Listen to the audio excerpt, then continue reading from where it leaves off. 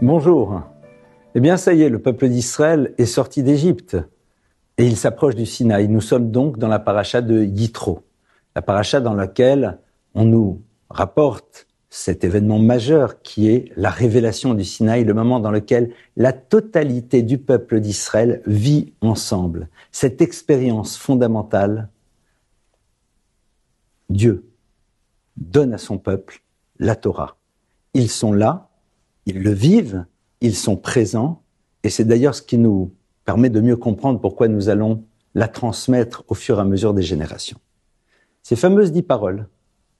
Et dans ces 10 paroles qui sont transmises au Sinaï, et puis évidemment tout le reste de la Torah, mais c'est d'abord ces fameuses 10 paroles, dans lesquelles on va nous dire entre autres « Kabed et avicha v'et imecha », ce qui veut dire « respecte et ton père et ta mère ». Plus tard, on nous dira d'abord la mère et après le père. Donc pour bien montrer qu'il doit y avoir évidemment une équivalence parfaite dans la relation qu'on a avec eux.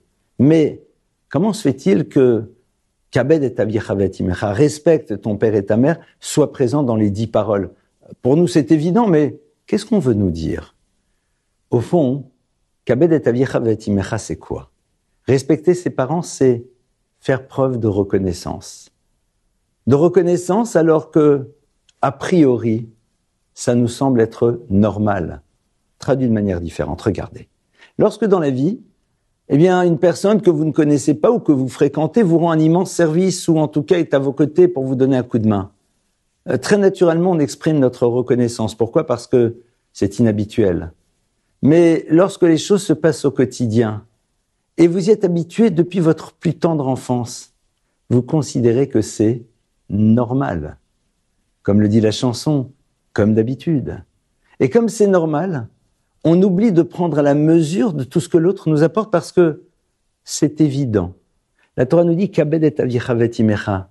Attention, de respecter et d'honorer ton père et ta mère, c'est-à-dire de faire preuve de reconnaissance par rapport à tout ce qu'ils t'ont donné et ce qu'ils continuent de te donner au quotidien. Sans eux, tu n'existerais pas. Alors évidemment, ils l'ont fait. Pour eux, c'était évident. Et pour toi, ça l'est devenu aussi.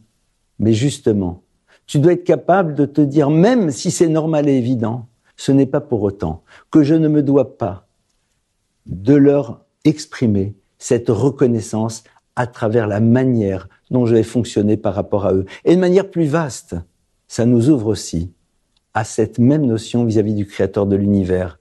Nous sommes habitués à vivre, à ce que ça fonctionne, à ce que ça marche.